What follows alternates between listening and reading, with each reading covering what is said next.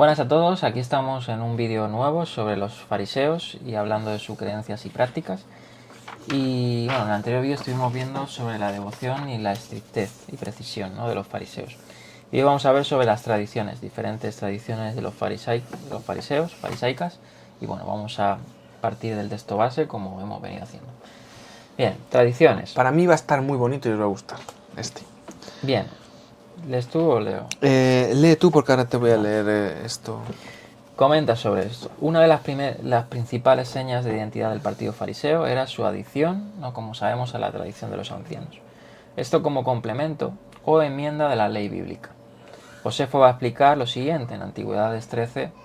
Los fariseos habían transmitido al pueblo ciertas normas transmitidas por generaciones anteriores y, interesante, no recogidas en las leyes de Moisés, ¿no?, lo que se le conoce como la ley oral, ¿no?, por lo que son rechazados por el grupo saduceo, que ellos pues no creían en esto, ¿no?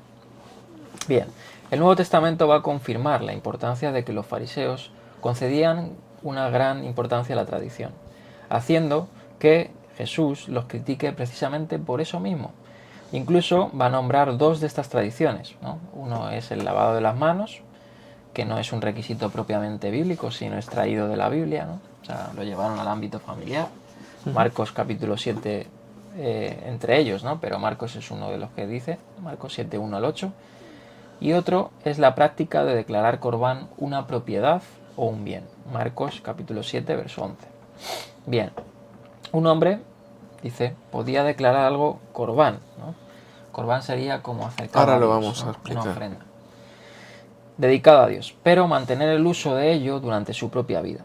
Se dice que Jesús reprendió fuertemente a los fariseos por abusar de este recurso, utilizándolo para proteger bienes o dinero de otras reclamaciones, mientras lo conservaban para su propio uso. Marcos 7:12.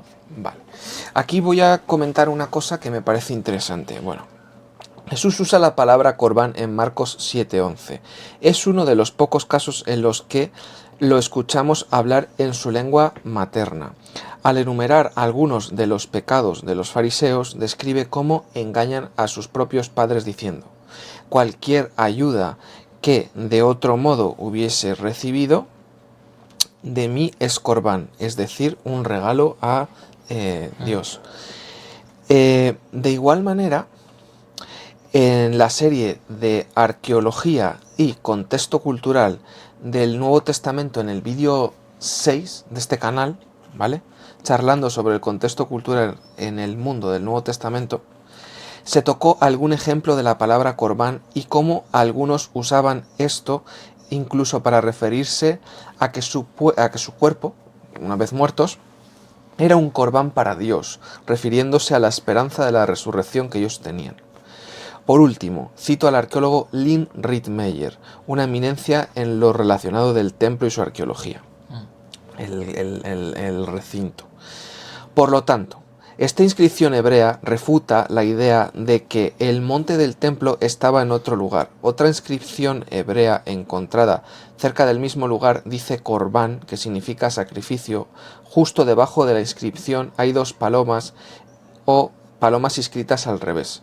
Esta inscripción ilumina vívidamente el evento cuando Jesús expulsó del templo a los cambistas y a los que vendían palomas.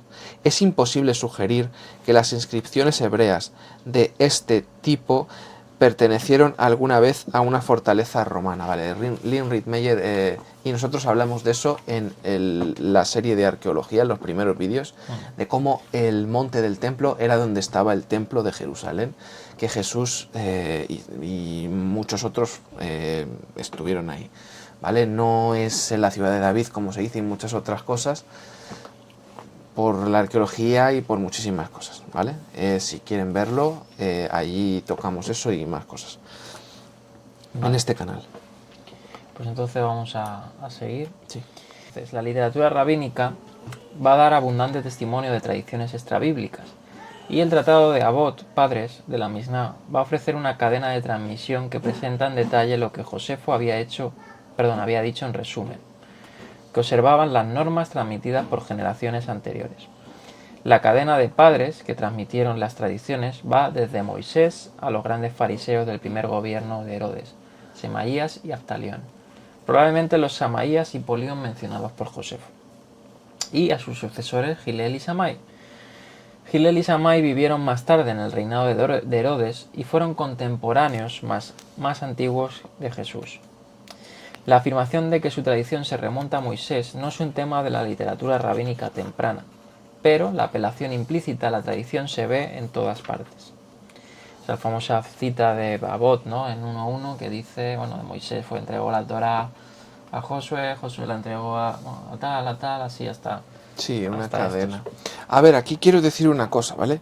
En el sistema que se desarrolló, que ellos desarrollaron, o sea, como una bola de nieve que cada vez va bajando, rodando por una colina y cada vez es más grande, ¿vale? Ese es el sistema rabínico, farisaico, si se quiere.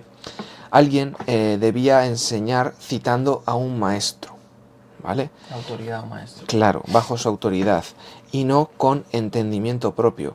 Por ello a Jesús le dijeron en Mateo 21, 23 al 24 dice: Cuando llegó Jesús al templo, los principales sacerdotes y los ancianos del pueblo se le acercaron mientras enseñaba diciendo: ¿Con qué autoridad haces estas cosas? ¿Y quién te dio esta autoridad? Y respondiendo Jesús les dijo: Yo también os haré una pregunta, que si me la contestáis, yo también os diré con qué autoridad hago estas cosas. Entonces aquí vemos cómo un método de tener tú el control es con la cadena, con esa cadena de autoridad. Sí, hay otro pasaje en el Sermón del Monte, ¿no?, que dicen que los fariseos, bueno, se sorprendieron porque les hablaba como alguien que tenía autoridad, ¿no? O sea, al fin y al cabo la autoridad para ellos era respaldada por de dónde había aprendido ¿no? También cuestionaban eso, ¿no? Si este señor es Sí, hijo de un carpintero, carpintero, ¿no? lo que fuera, claro. O sea, ¿cómo pueda enseñar de letras, de Torá, ¿no?, de ley? Entonces, claro, para ellos el respaldo en la tradición era, pues, adjudicarlo a grandes personajes de interpretación, ¿no?, farisaica o rabinos, ¿no?, a día de hoy. Claro, yo creo que esto era, en el caso de Jesús y demás, ellos estaban actuando un poquillo sectariamente, ¿vale? De un modo un poco sectario, porque si uno tenía una postura distinta a la de ellos, no estaba en la línea que ellos querían que estuviese tu idea, ¿vale? Pues entonces hacían este tipo de cosas, ¿vale? Lo mismo que en el judaísmo rabínico, cristianismo o muchos otros, a veces puede pasar, ¿vale? Sí, O sea, se apela pues a los padres de la Iglesia o a los reformadores o al Concilio Vaticano II. ¿qué creo yo? Como creyente en la Biblia, la base es la Biblia. Punto.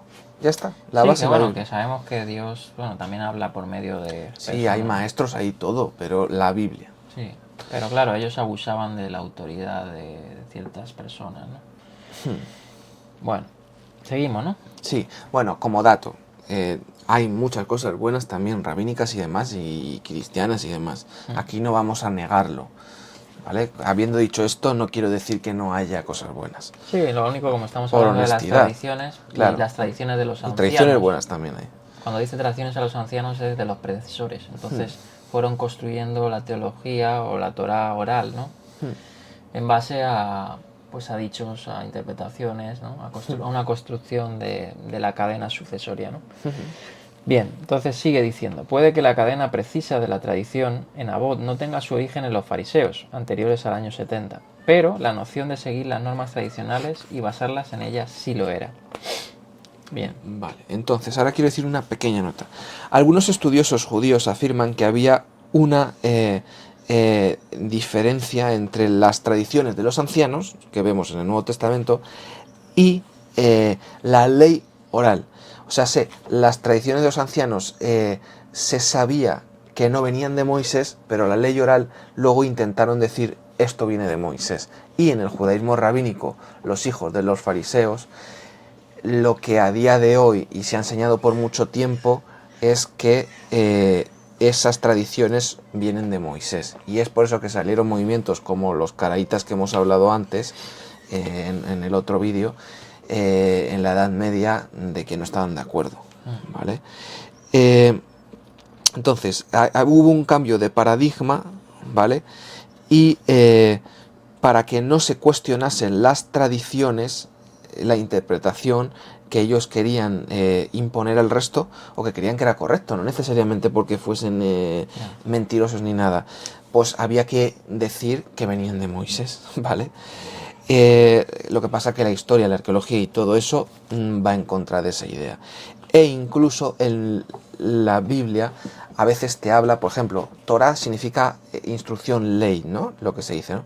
Y a veces te dice, te da varias Torot en plural sobre la purificación, sobre otra cosa. Y eso a veces lo quieren usar ellos para decirte, ya ves, hay varias. No, ese no es el contexto. El contexto es las leyes de purificación son varias. Igual que te dice Abraham, ¿vale? El patriarca Abraham guardó mis ordenanzas, ¿vale? Sí, el famoso pasaje, ¿no? Claro, mis ordenanzas, Mis leyes en plural. mis mandamientos, mitzvotai, mis jukot, ¿vale? Jukotai, estatutos y mis torot. O sea, Torah y Torot, ahí es donde se sacan lo de la ley oral. Torah, Shebal Peh, que está en la boca, y la de Sepichtach, la que está escrita. Y eso, pues, vamos a ver, no es cierto. ¿Vale? Ya vemos aquí, incluso en Génesis, que se usa en plural y no... Sí, yo personalmente creo que no lo hicieron con mala intención, pero, como has dicho, ¿no? Pero que siempre si se apela a una autoridad pasa con los libros pseudoepígrafos, ¿no? No, este tal se le atribuye el nombre de Moisés, ¿no? Porque siempre una autoridad, una figura bíblica, pues lo que va a hacer es pues respaldar la enseñanza, ¿no?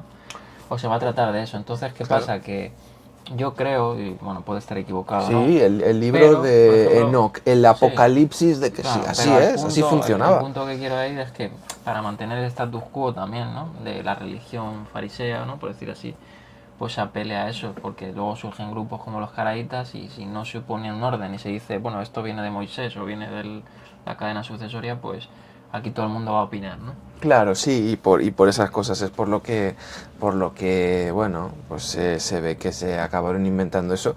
Y ya vimos, y quizás lo volvamos a citar en un futuro, cómo el tener poder sobre todos en praxis, en cómo guardaban la religión y en creencia, fue algo que quizás lo llegaron a conseguir con el califato cuando llegó el Islam, se impuso y los judíos hubo como un líder sobre ellos, ¿vale? Sobre la mayoría de ellos, y es cuando quizás fue más se unificó el rabinismo, si se quiere. Sí, ¿vale? la historia también hubo un patriarcado en Babilonia, también ha habido la barca, creo que se llamaba, en Alejandría, incluso en la época de Jesús y demás. Ha habido líderes y bajo esos líderes, si tú consigues que los líderes crean de una determinada manera, ellos van a imponer al pueblo una línea, ¿no? De pensamiento o de lo que sea. Pero no fue todo, se destruye el templo, ya está. Sí, eso pasa. No. Pasó con el cristianismo también, No. de Alejandría. Claro, el copto, todo, claro. Se fue imponiendo el ortodoxo. A lo mejor una opinión más por ciertas cuestiones históricas también, o métodos, no sé. Bueno, vamos a seguir para seguir el punto. Sigue diciendo, será interesante considerar las tablas genealógicas de Abbot, del Tratado de Abbot, la Misná. Después de Hillel y Shammai hay dos listas de sucesores. Dice, una lista abarca a los descendientes físicos de Hillel, Gamaliel, su hijo Simeón, y sus descendientes posteriores. Gamaliel y Simeón eran fariseos anteriores al año 70, y sus descendientes terminaron a la cabeza del judaísmo rabínico. El Abbot los va a rastrear hasta el hijo de Judá, el patriarca, Hanasí, ¿no? Judá Hanasí, que editó la Misná hacia el 200 o 220 después de Cristo, de nuestra era. Sí, en los 70 se destruye el templo y luego... Vale. Sí, la edita, ¿no? La otra lista va desde Hillel y Shammai a través de su alumno, Yohanan ben Zakkai, que vivió en la época de la revuelta hasta sus 5 discípulos principales, ¿no? Entonces un poco los constructores, ¿no? Los fueron pues recopilando, ¿no? la Misná y todo esto, ¿no? Y aquí vemos esta cadena sucesoria. Y que hasta entre ellos había discusiones y debates y excomulgaciones y demás, ¿eh? Ya, eso entre ya las dos escuelas y sería luego... meternos a No, investigar pero sobre quiero eso. decir que no fue todo Claro, con una rosa, no, bueno, con una flor hippie, no, ya. no. En la cadena sucesoria nos saltamos toda la época después de Moisés hasta los tiempos de Yeshua, ¿no? Hillel y Shammai. Y ahí sería la cadena sucesoria de la tradición oral para construir, ¿no? Lo que sería la Mishnah y lo que luego más tarde sería el Talmud, etcétera, ¿no? Dice, la doble cadena hace pensar que existía rivalidad dentro del movimiento, eso es lo que estabas comentando, entre los líderes, que descendían físicamente de Hillel y los que afirmaban reflejar mejor las enseñanzas tanto de Hillel como de Shammai. Cabe destacar, sin embargo, que todos los competidores se veían a sí mismos como herederos de los fariseos anteriores al año 70. La Mishnah va a ofrecer abundantes detalles concretos sobre la esencia de la tradición de los ancianos. Por ejemplo, algunas de las tradiciones pueden haberse originado como interpretación de la ley bíblica, pero otras eran independientes de ello. Los autores de la Mishnah eran plenamente conscientes de esta distinción. Vale. Aquí vemos cómo este investigador está reconociendo que hasta ellos, en sus fuentes y demás, eran conscientes, ¿vale? De que había una distinción entre sus tradiciones e interpretaciones y que lo del concepto de ley oral, venida de Moisés y todo eso, fue algo que se fue dando con las décadas y con los siglos. Al principio no se lo creían. Ahora tú le coges y le preguntas a un judío rabínico ortodoxo, Cuestiones eso. vamos, vamos, Se va a echar la mano a la cabeza. a la cabeza es poco. Si tú le cuestionas esto de que la ley oral no venga No, de de hecho, se ha Moisés ensalzado la ley oral tanto que, bueno, está ya dicho en el Talmud, ¿no?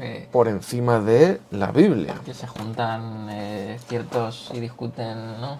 Sí, que Dios y demás, hay Sí, Fabu, o una sea, yeshiva ahí en el cielo donde se estudia y bueno, y que Dios está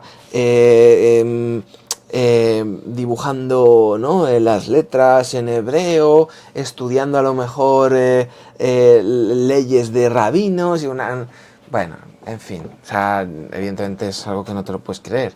Pero sí, no, se ha desvirtuado un poco, porque yo creo que originalmente sí, no es que esté mal, ¿no? O sea, esto lo guardamos así, creemos que es la interpretación correcta, me parece estupendo. sí, que a ver, y también hay que comprender que, claro, en ciertas leyes sí que la Torah pues no es muy explícita, ¿no? Y guardar el Shabbat, bueno, sí se dicen algunas cosas, ¿no? No trabajarás, sobre el maná en el desierto, ¿no? No recogerás, no harás fuego. Pero claro, hay muchas otras cosas que puedes hacer en Shabbat, ¿no? Y ahí se preguntarían el qué, ¿no? ¿Qué es trabajo, no? Ahí surgió esa pregunta, ¿no? ¿Qué es la boda, el trabajo, ¿cómo se dice? La Melajá, melajá, sí. perdón, melajá. Sí.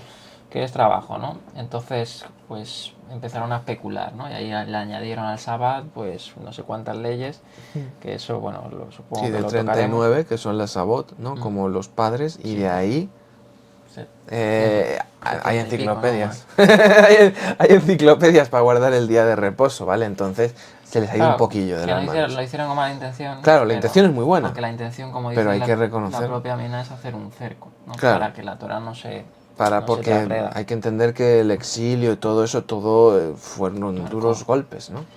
Pero claro, pues ese ímpetu en las tradiciones les llevó a muchas veces perder el norte, ¿no? Y eso pasa no solo en el fariseísmo, O pasa en en las todas las iglesias, religiones, o en todo, no, en pasa partidos en... políticos Sí, incluso. o sea, eso pasa. El hombre tiende a, bueno, pues a eso, a ese liberalismo, ¿no? De Dios y hacer su propio camino, ¿no? Pero bueno, la intención no sería mala, ¿no? Al No, principio. yo creo que no. Vamos a continuar entonces. Dice, las reglas sobre la liberación de los votos revolotean en el aire y no tienen nada que la sostenga.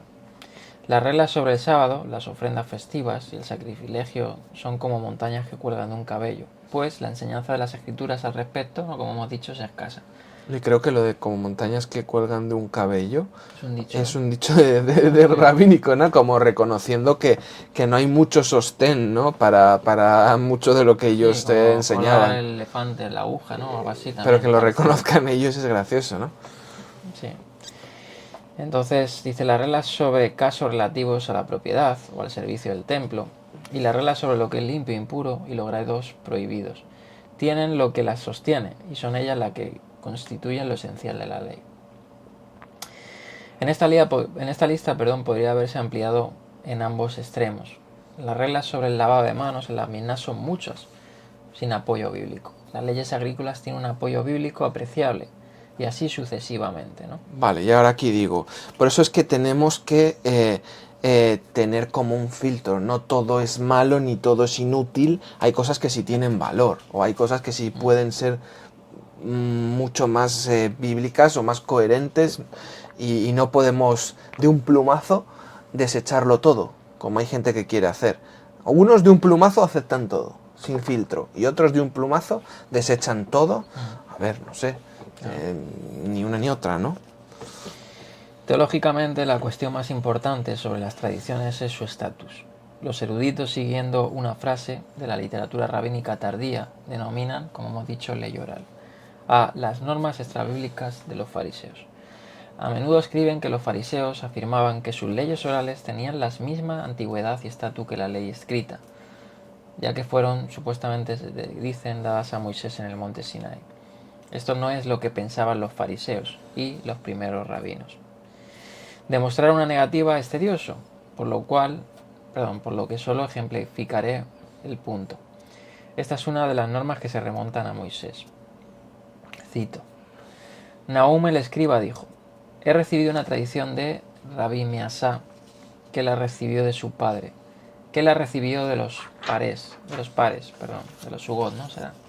Claro. Que la recibió de los profetas, como una alajá dada a Moisés desde el Sinaí, que si un hombre sembró su campo con 2 clases de trigo y las convirtió en una era, concede una peá, una caridad, como caridad. Una medida, ¿no? Un pea era como la esquina del campo. Pero si son 2 eras, debe conceder 2 peás. Bien, este es un ejemplo, ¿no? De unas normas que remontan a Moisés, ¿no? Según ellos. Tradición, sí. Bien, en el prefacio de esta tradición, que se refiere a cuántas esquinas del campo dejar para los espigadores, aprendemos que Rabán Gamaliel no la conocía, que tuvo que recurrir a un tribunal rabínico para descubrir la respuesta, y que incluso entonces solo la conocía un sabio. Esta es una característica general de las leyes orales, rabínicas, que se atribuyen a Moisés. Solo un rabino conoce cada una, y a menudo la academia sigue debatiendo la cuestión, después de que Moisés haya sido citado, ¿no? Y ahí... Pues que no se lo creían ni ellos, que venía de Moisés. No, me acuerdo que había un dicho, ¿no? Creo que era de Akiva, ¿no? Que en el Sinaí había una tradición, ¿no? Como que Moisés vio unas letras que estaban adornadas, ¿no? No sé si has visto esa tradición, ¿no? Yo sé la de que Moisés le llevaron a la academia del rabino Akiva, después de la época del templo de que se destruyó, y que él se quedó alucinando diciendo, no entiendo nada. Y le dice luego Dios a Moisés, ¿has visto? Él está enseñando tu ley, tú no sé, no entiendo nada. O sea, está enseñando lo que yo tal, no entiendo nada. Como diciendo, es algo distinto completamente la ley de Moisés de lo que hemos desarrollado ahora. Habían cosas, me acuerdo de esa tradición que se me quedó grabada, ¿no? La podéis buscar por internet. De que cuando Dios entregó la Torá, ¿no? La ley, y vio como unas letras con, no sé, unas coronas, ¿no? Algo anacrónico, pero bueno. Sí. Adornadas, y Moisés preguntó, ¿y esto qué significa, no? Esto, pregúntale mi siervo lo va a enseñar. Pregúntame, ¿no? Sí, porque, a ver, en el hebreo hay varias grafías, ¿no? Varias maneras al principio se cree que era un protocananeo, luego el fenicio, ¿vale? Luego el hebreo, que es como el más actual, el misnaico y demás, en manera de escribir y demás, y luego se le van añadiendo los escribas a los manuscritos y demás, le van añadiendo detallitos que quedan más bonitos, ¿no? Sí, los tagim estos, nombre, sí. los tagim, ¿no? Y eso, como lo desarrolló este rabino, pues te están diciendo que ese secreto estaba ahí, que ya te lo revela. Bueno, anacronismos, ¿no? Ya hablamos de que son bastante anacrónicos. Bien. Voy a poner otro ejemplo, ¿no? En los Talmud se atribuyen a Moisés algunas opiniones ligeramente contradictorias sobre los tefilín y las mezuzot, según el tratado del Talmud palestinense, ¿no? Jerusalén, ¿no? Será. Sí, sí, Megilá. porque a veces hay gente que dice que está mal dicho de Jerusalén, pero sí, el de Israel. Sí. Según el Talmud, Megilá 75c, la norma de que los tefilim tuvieran 4 esquinas y fueran negros se remontan a Moisés, ¿no? Dice eso, ¿no? Según Rabí Isaac Menajot 35a. Moisés decretó que sus correas debían ser negras. Otros, sin embargo, argumentaban que podían ser verdes, ¿no? Negros o blancos. Y aquí vamos a poner ahora una foto, ¿no? De esto. Sí, y ahora leemos una cosa sobre los tefilín, pero Sí. ¿has acabado de...? Sí, Vale. sigo citando. Sí. Vamos a verlo aquí en la pantalla a la derecha, más pequeño, para que Sí. se vea. Y se contaban historias de rabinos que los usaban azules o morados. O sea, todo se supone que viene de Moisés y es de una determinada manera.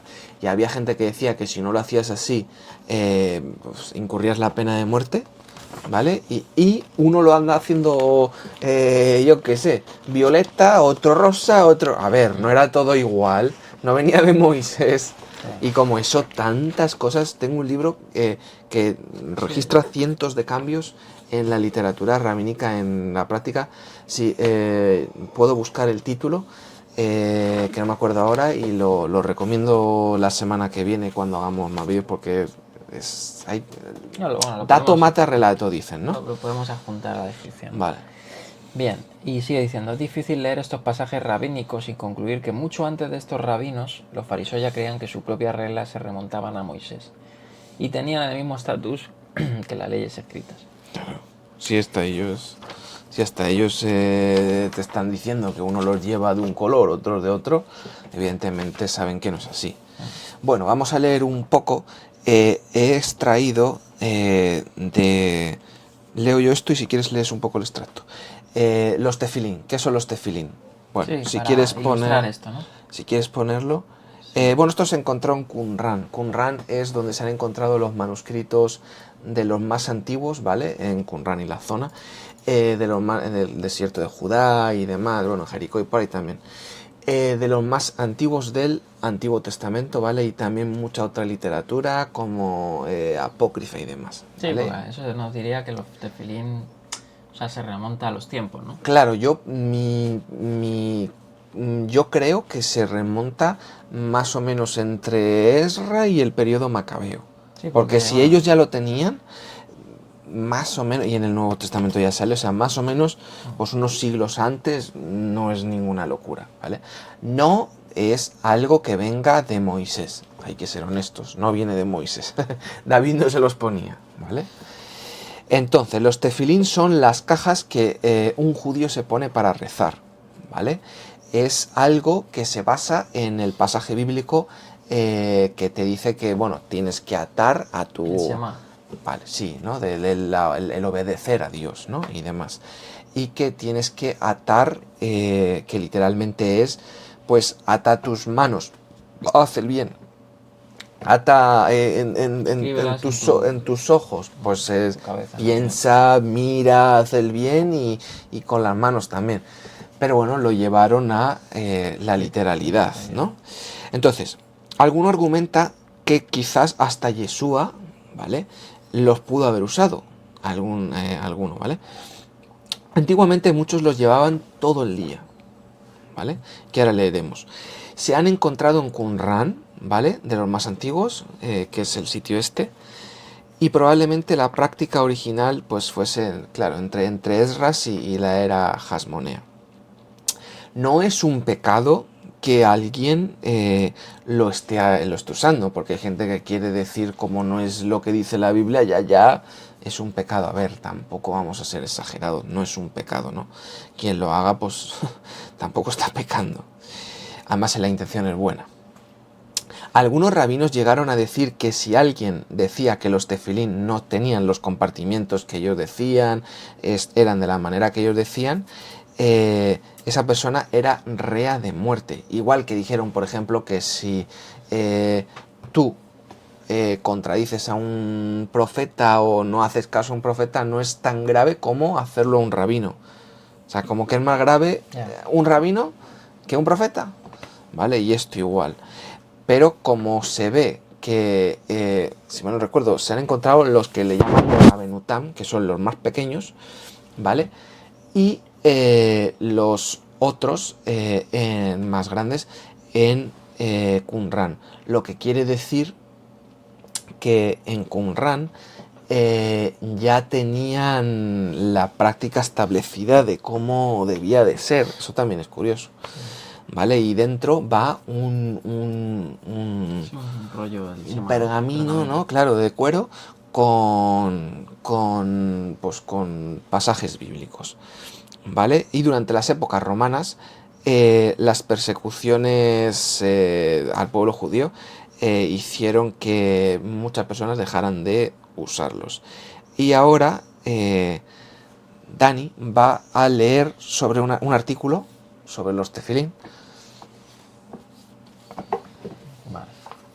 Bueno, esto es una, pues como hemos dicho, una tradición, ¿no? Sí que es largo esto. Sí, no, pero es muy bueno porque dice cosas interesantes, ya verás. Bueno, lo podemos poner aquí para que sigamos la lectura. Vale, pues trae. Sí. Bien, vamos a verlo un poquito más grande por aquí. Dice: teniendo en cuenta cuán normativo es el uso de los tefilim en las sociedades religiosas y tradicionales contemporáneas, es difícil comprender la idea de que esta pueda ser un fenómeno relativamente nuevo. Eres Gilonim, o sea, según una persona que no eres ortodoxo, cometes herejía, ¿no? Si no lo usas, como la kippah, o lo contrario si lo usas, casi, ¿no? Como el vestir de negro o cosas así. Durante la época talmúdica, ahí está el periodo, y los periodos rabínicos posteriores de los Gaonim, de eso ya hemos hablado, ¿no? Pusimos la tabla de esto. Y Rishonim, parece que la misbah de los tefilim fue en gran medida descuidada por una variedad de razones. Bien, tefilín durante el periodo talmúdico, Talmud de Babilonia.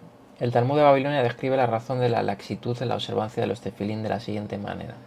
Rabbi Simeón ben Elazar dice: cualquier mandamiento por el cual el pueblo de Israel dio su vida en el momento de la persecución, como la prohibición de adorar ídolos, circuncisión, todavía es fuerte en sus manos, y cualquier mandamiento por el cual Israel hizo no dar sus vidas, ya que tefilín aún es débil.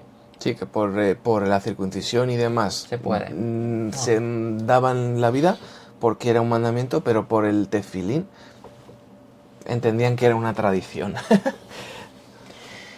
Bien, esto está respaldado por una declaración de Rabbi Yanai que habla de un individuo llamado Elisha Baal Kenafaim, quien desafió abiertamente la prohibición emitida por las autoridades contra el uso de los tefilim.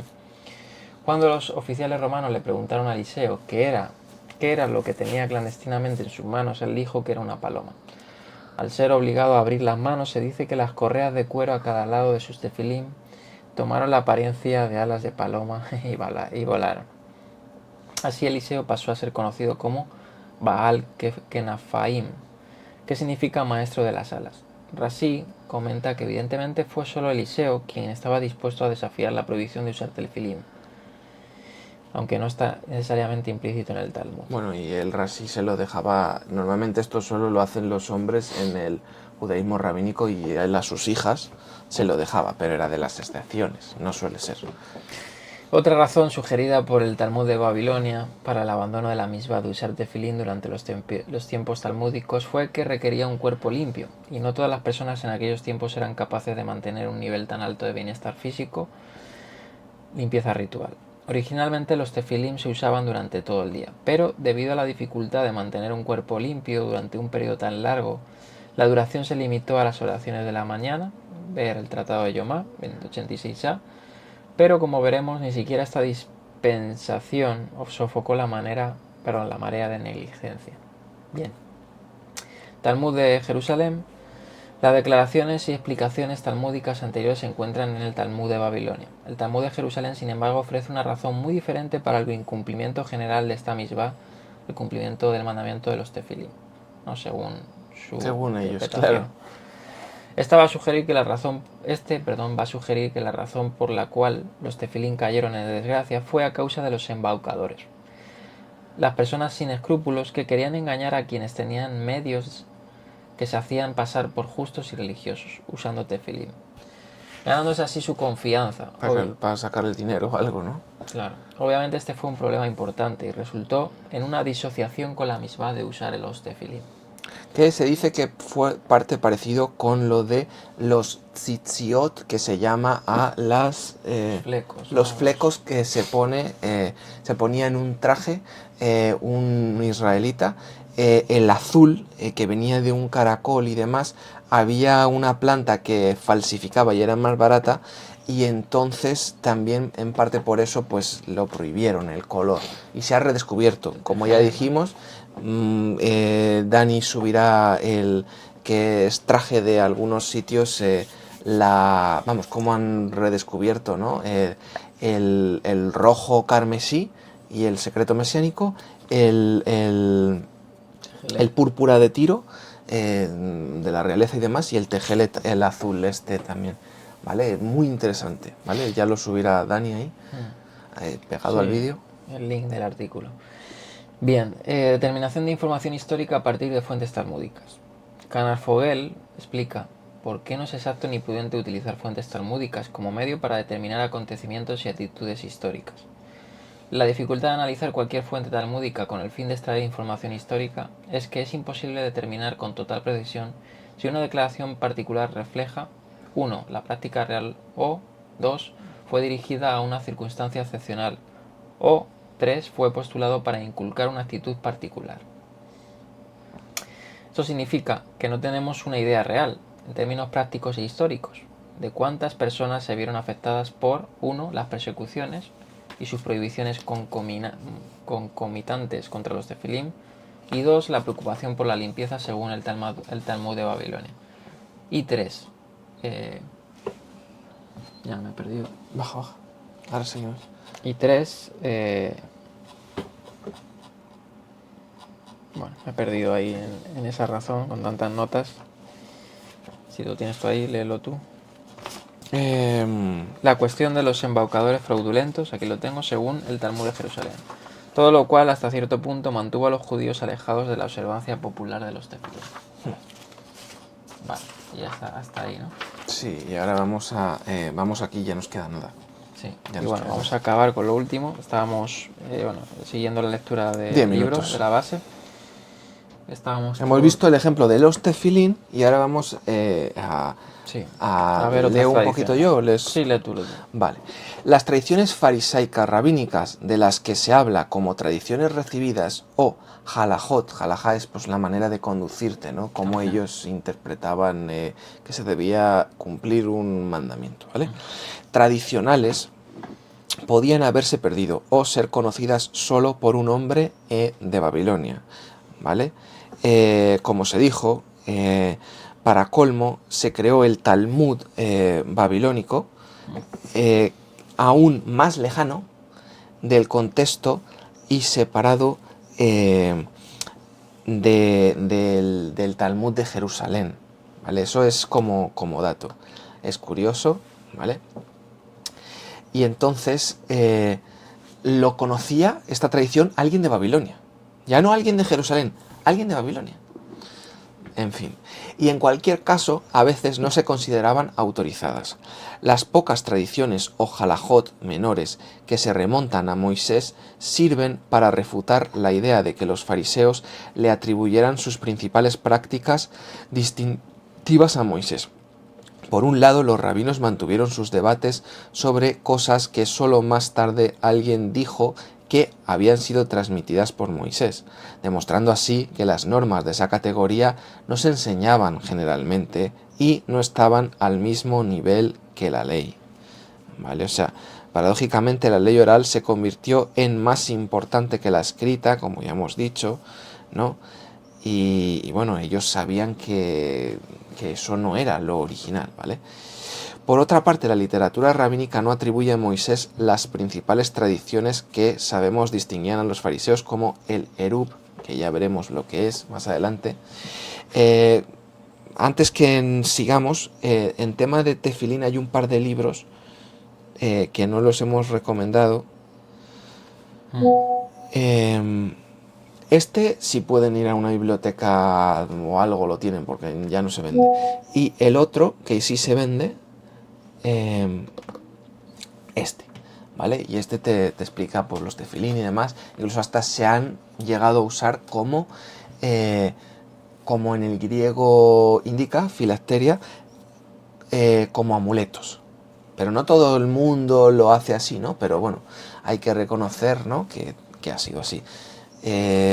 Ya seguiremos, si Dios quiere, con la magia judía y demás, que hay muchas cosas interesantes. Bueno, seguimos.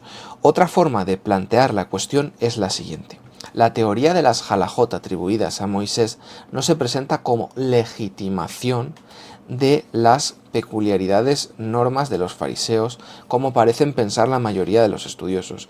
Lejos de ser la defensa farisea de sus principios prácticas no bíblicas, de sus principales prácticas no bíblicas, la atribución a Moisés es un juego rabínico de superioridad, un juego que solo se juega entre rabinos porque el resto no te va a hacer caso, ¿vale?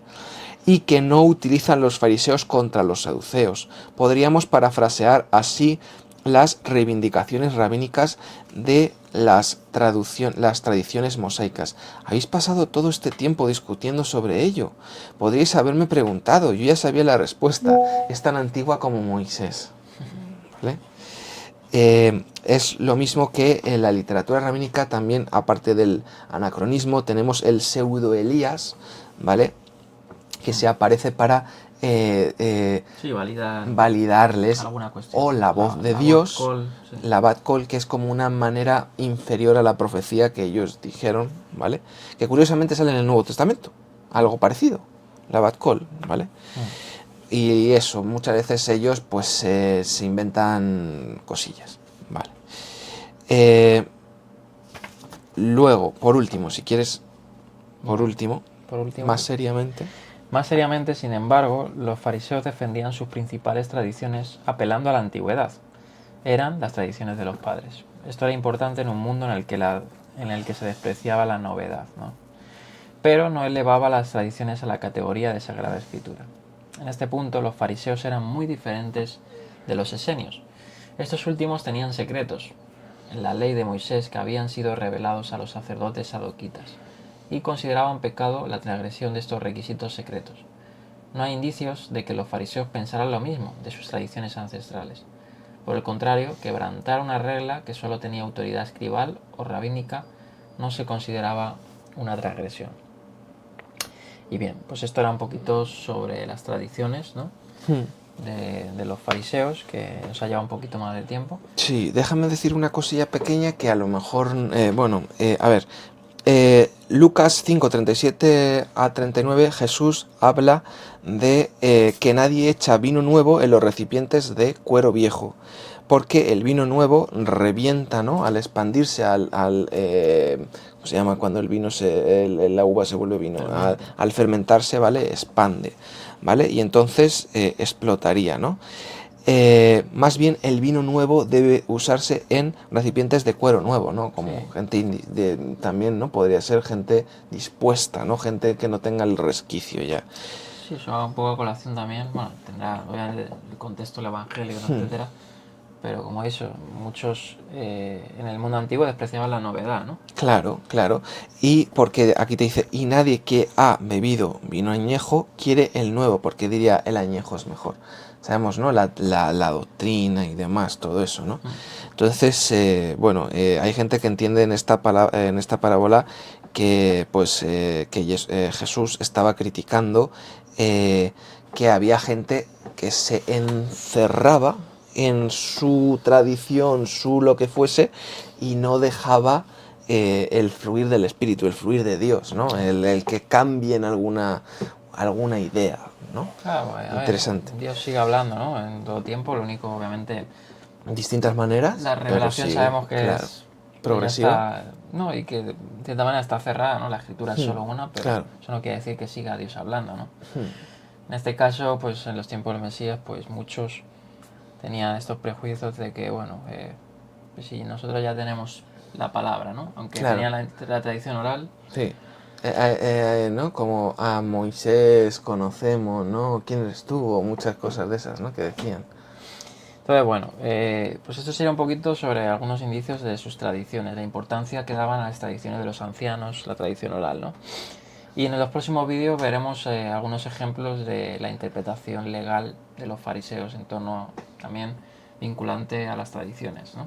Y veremos lo del Eruc, que hemos dicho que ya lo veremos, ¿no? El Tejum, el para marcar la distancia de Sabbat, los trucos que tenían Sí. para hacer una casa y extender la distancia, que la distancia de Sabbat es algo que hasta los apóstoles parece ser que guardaban porque lo dice el libro de los Hechos y demás. Sí, veremos Veremos eso. muchas cosas interesantes. Bueno, pues igual lo vamos a dejar aquí, ¿no? Nos vemos en un próximo vídeo. Muchísimas gracias. Y bueno, estamos ahí, seguimos con los fariseos.